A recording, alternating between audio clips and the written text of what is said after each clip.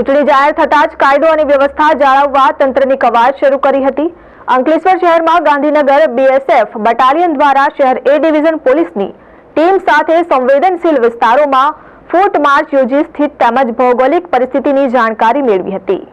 લોકસભાની ચૂંટણી જાહેર થતાં જ સત્તાની કમાન્ડ હવે વહીવટી તંત્ર પાસે આવી છે, ત્યારે આગામી લોકસભાની ચૂંટણીમાં કાયદો અને વ્યવસ્થા જળવાઈ રહે તે માટે પોલીસ અને સુરક્ષા ટીમ પણ એક્ટિવ થઈ છે।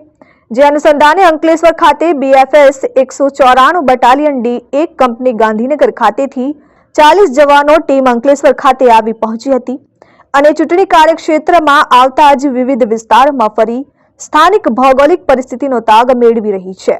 જે અનુલક્ષીને અંકલેશ્વર શહેર એ ડિવિઝન પોલીસ મથક વિસ્તારમાં અંકલેશ્વર શહેરના સંવેદનશીલ વિસ્તારોમાં બીએસએફ કંપની દ્વારા સ્થાનિક પોલીસ સાથે ફૂટ માર્ચ કરાયું હતું।